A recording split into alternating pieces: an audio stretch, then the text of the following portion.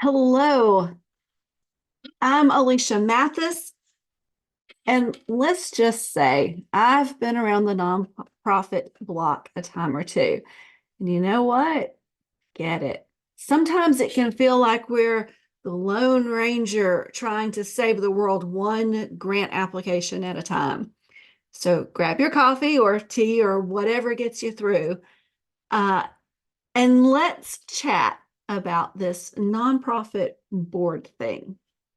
See, you're not alone in this boat of overwhelmed and under-resourced nonprofit warriors. And trust me, I've got my own collection of battle scars to prove it.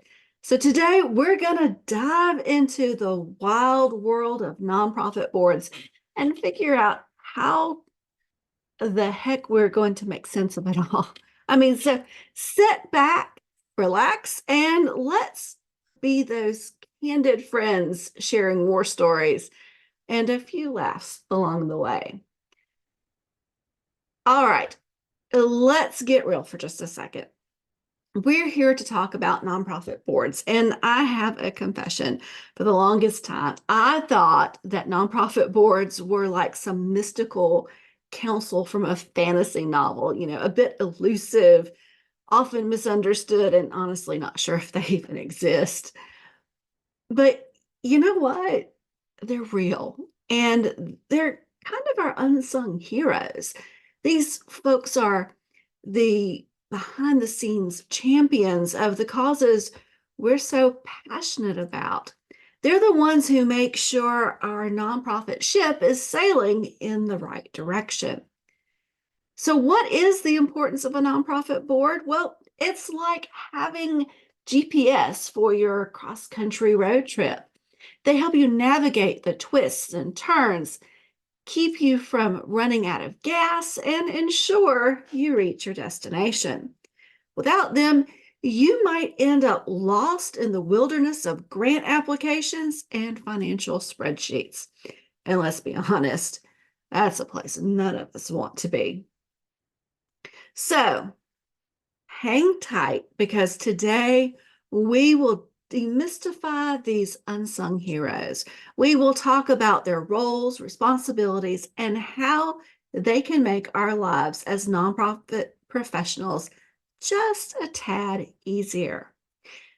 Now that we know nonprofit boards are not a unicorn, let's chat about what they're supposed to do. I mean, it's all good and well to have a board, but what should we expect from them, right?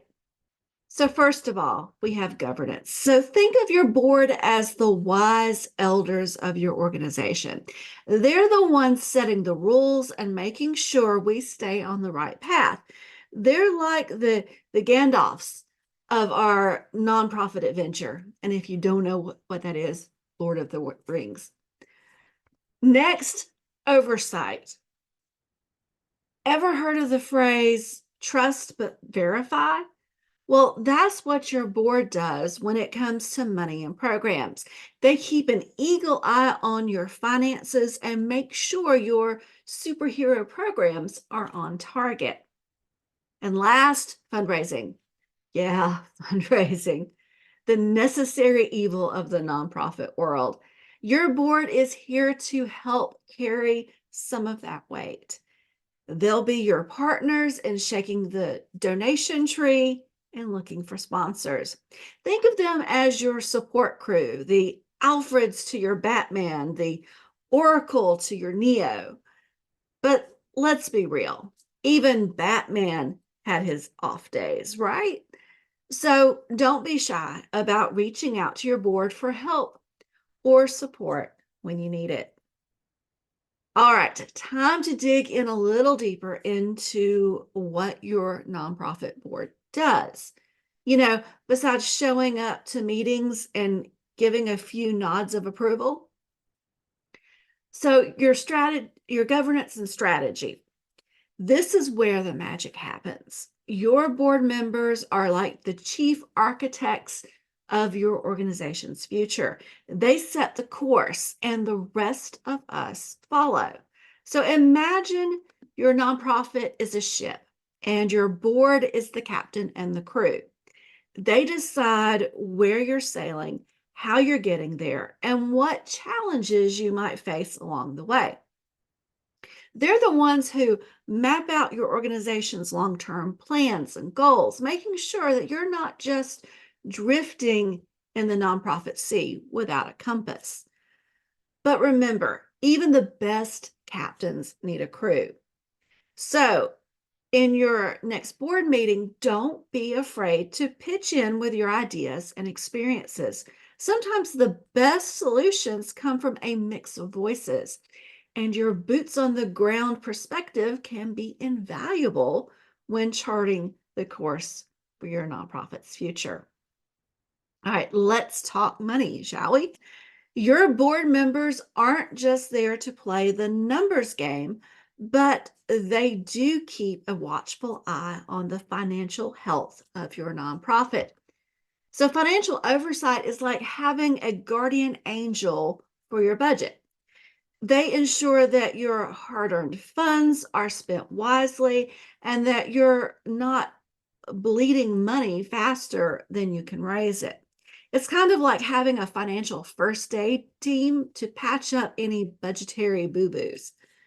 Now, I'm sure many of us have stories about a time when the budget didn't quite add up, or we were sweating bullets to pay payroll. Well, your board is there to help prevent those nail biting moments. And if you're a founder, one of those nail biting moments probably was just keeping the program running, right? But you know what? The best part is they'll work with you side by side to create a financial safety net. So if you ever find yourself knee deep in budget chaos, you've got a team of seasoned financial superheroes to back you up. Okay, let's tackle the elephant in the room, fundraising. We all know it's a beast, but your board is here to help tame it. Fundraising and resource development might feel like scaling Mount Everest, but think of your board as your trusted Sherpas. They've got the expertise and connections to make it happen.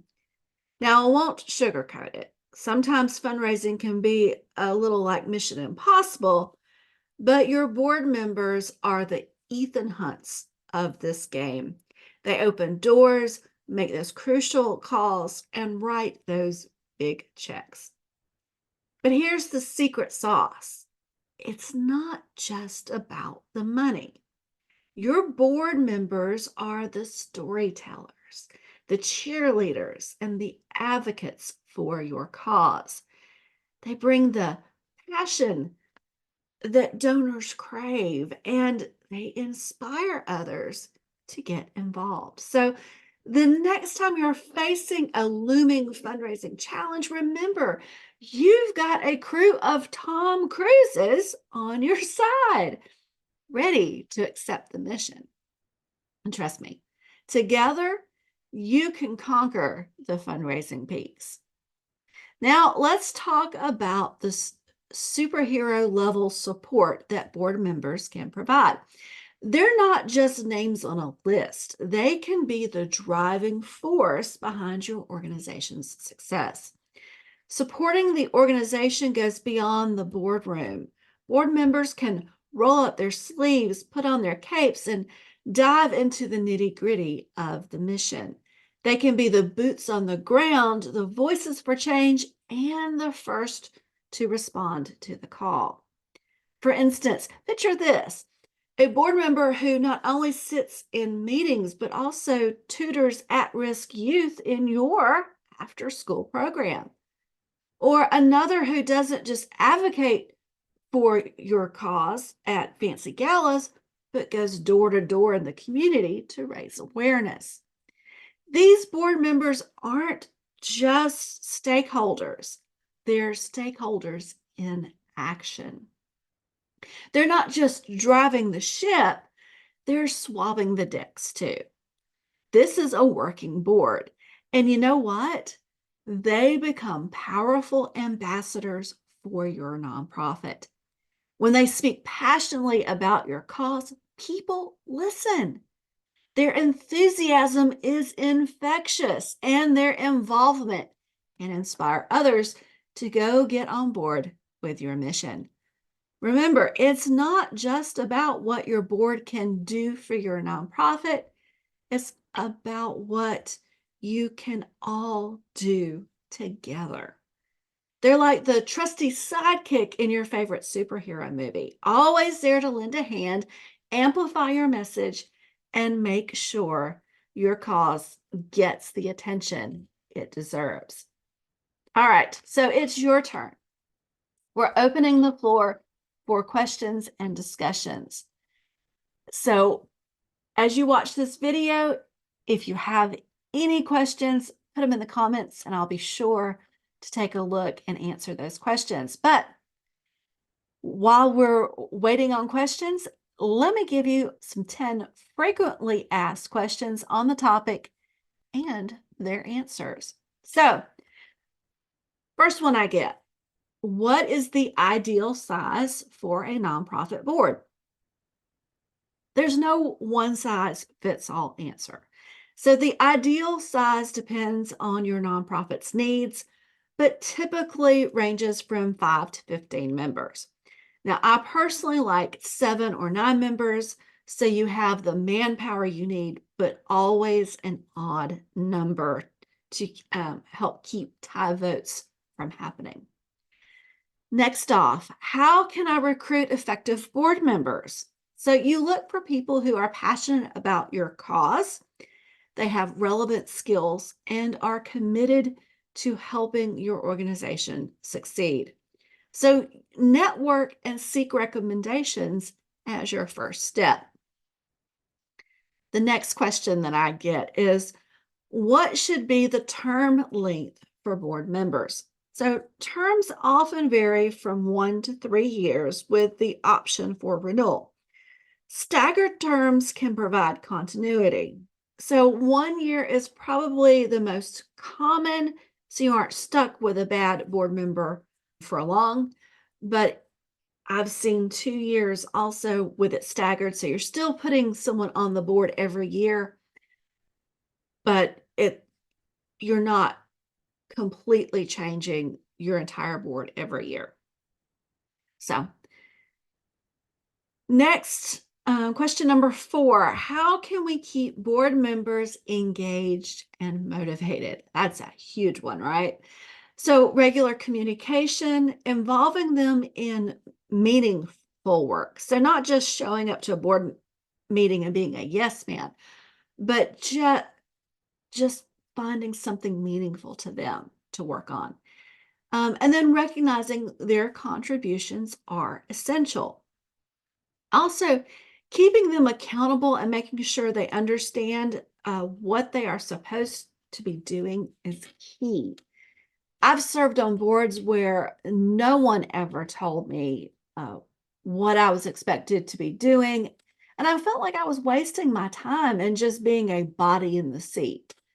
So in today's world, everyone wants to know the time that they are spending is not wasted time, because let's face it, we all have about 50 things we can name off the top of our head that we could be doing instead of wasting time. Next common question I get is, can board members be compensated? Well, yes, but it varies by organization. This is one of those nuanced things. So some might receive a small stipend or have expenses covered, while others serve on a volunteer basis. Now, the most common form of governance is a volunteer board, because it really steers clear of conflict of interest violations. When you compensate board members, that can be a conflict of interest simply because who's going to be voting their compensation? They are. So the IRS can see that as a conflict of interest. The next thing, number 6, what's the board's role in fundraising, and do they have to give? So, board members often play a crucial role in fundraising and are usually expected to make a meaningful financial contribution to the organization. And meaningful financial contribution is usually left up to the board member to decide what that means for them. All right, so how can I evaluate the performance of my board? So, regular self assessments and evaluations can help identify areas for improvement. And when you do this, define clear expectations and provide feedback. Next question, what's the difference between a nonprofit board and an advisory board? So nonprofit boards have legal and governance responsibilities, while advisory boards offer guidance and expertise, but lack real decision-making authority. All right, how do we handle conflicts of interest on the board? First off, you disclose any conflicts. Then you recuse yourself from any related discussions. And then you establish a conflict of interest policy for transparency and ethical conduct. Basically, if a board member has a conflict of interest, they cannot be party to any discussions that are made, and that needs to be reflected in your meeting minutes. And they cannot vote on the issue, and that needs to be reflected in your meeting minutes. That will keep you from having any conflicts of interest. And then, of course, going ahead when you onboard, having that conflict of interest policy read and signed by the board member, that will also help protect you. And the last question, what are some best practices for effective board meetings?